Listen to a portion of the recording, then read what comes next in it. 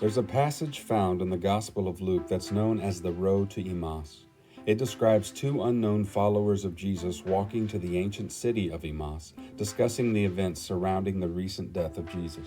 While they converse, a stranger joins them and wants to know more about the deep discussion that they are having. It is eventually revealed to these two unsuspecting disciples that the stranger is actually Jesus himself, risen from the dead. This passage is often overlooked as it's tucked in between the crucifixion and the revealing of the risen Lord to the entire group of frightened disciples who were in hiding in Jerusalem from the local authorities. But the road to Emmaus is actually a rich passage that speaks of our journey with Jesus, reminding us that being a believer is not just a simple confession of faith or a free ticket to heaven, but also a lifetime of learning and growing through both revelation and healing, and that our risen Lord will actively walk with us if we are willing to make room for him in our lives. In the road to Emmaus, we see the first disciples of Jesus experiencing sadness, fear, even doubt.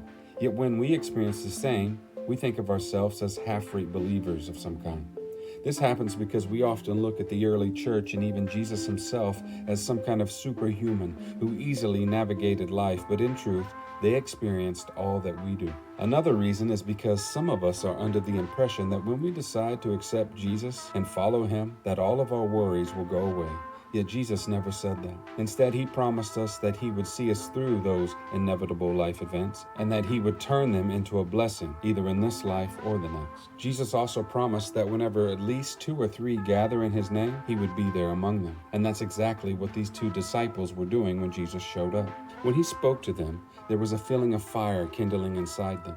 They indeed felt it happening, but didn't yet realize that it was Jesus himself bringing a healing to their broken hearts and a revealing of truth to their clouded minds. This is quite common with all of us when we cry out to God, wondering why he is absent when we need him the most. But if we remember to trust even when we have doubts, and to not give up when our feelings want to betray the one who holds the words of light and truth, then we will find the blessing that he promised at the appropriate time. Finally, these disciples, reasonably feeling how they felt, still remained loyal to what they had been taught and invited a stranger into their midst and shared a meal with him. It was at this breaking of bread that the risen Lord was revealed to them and their joy was restored. We can accept that Jesus was a great teacher, a prophet, or even an idea that can and has changed the world. But it's when we decide to keep walking further down the road in fellowship with other believers, examining the scriptures, and having a sincere love for others in our hearts, that's when we truly grow in our faith and get into our hearts and minds a genuine revelation of the risen Jesus. That's exactly what the early church had, and that's exactly how they were able to turn the entire world upside down, even in the midst of ridicule and persecution, because they continued to walk with and trust in the one who was dead, yet now lives forever.